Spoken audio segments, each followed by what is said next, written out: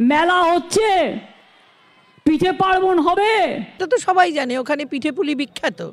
উনি তো উৎসব খেলা মেলা ছাড়া তো ওনার কোনো নেই। ভারতবর্ষের 8 স্টেটগুলো যখন উন্নতির চরম শিখরে হয়ে যাচ্ছে, আমরা সেখানে খেলা মেলা নিয়ে আমাদেরকে আর ওই 1000 টাকা দিয়েই ভুলিয়ে রেখে দিয়েছে। বাঙালির শিরদাঁড়াকে উনি ভেঙে রেখে দিয়েছে।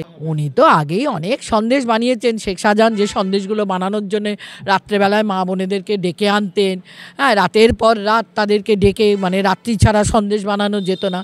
এখন সেই রকম সন্দেশ বানাতে বলছেন কিনা আমার তো জানা নেই। আমার বাড়ির লোকটা যদি এসে কড়া নাড়ে, আমি কি তার দরজা খুলবো না? ওনাকে জিজ্ঞাসা করতে চাই, আমার বাড়ির লোক যদি এসে কড়া নাড়ে তাহলে কি আমি দরজাটা খুলবো না? রাত্রি হয়েছে বলে দরজাটা বন্ধ করে রেখে দেবো? দুষ্টু লোকরা থাকছে কেন? তাহলে আমার এখানকার শাসন ব্যবস্থা কি, যে মানুষ এই যুগেও স্বাধীনভাবে তার নড়াচড়া করতে পারবে না দুষ্টু লোকেদের ভয়? এখনও সেই আদিম যুগে আমরা পড়ে রয়েছি, ত্রাসের যুগে পড়ে রয়েছি।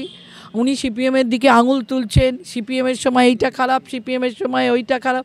আমি মানলাম, তা বদলা নয় বদল চাই। তো কী বদল হলো?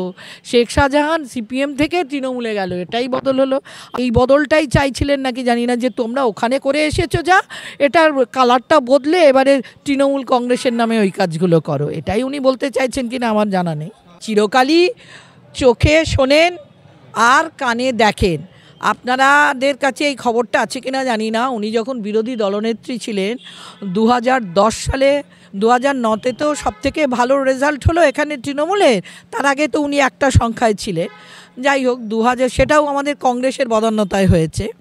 এবং 2010 সালে যখন কর্পোরেশন ইলেকশন হয়, সেই সময় ওনাকে অনেক মেল পাঠানো হয়েছিল বিভিন্ন তরফ থেকে, কিন্তু সেখানেও উনি এতই চোখে শোনেন আর কানে দেখেন, তাই জন্য 376-এর মামলায় যারা শাস্তিযোগ্য মানুষ তাদেরকে তিনি ক্যান্ডিডেট করেছিলেন।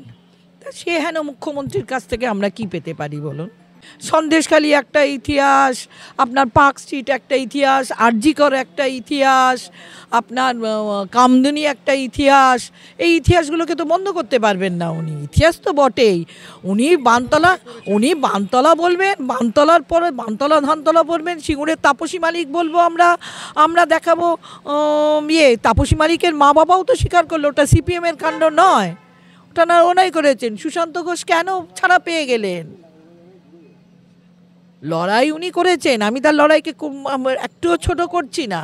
অবশ্যই লড়াই করেছেন উনি, কিন্তু লড়াইটা যে মানুষের জন্য যেটুকু হওয়া উচিত সেটা হয়নি। ওনার ব্যক্তিগত কাজের জন্য হয়েছে, ওনার ব্যানার্জি পরিবারের জন্য লড়াইটা হয়েছে। যে ব্যানার্জি পরিবার একদিন খেতে পেত না, তাদের 35খানা বাড়ির মালিক হয়েছেন।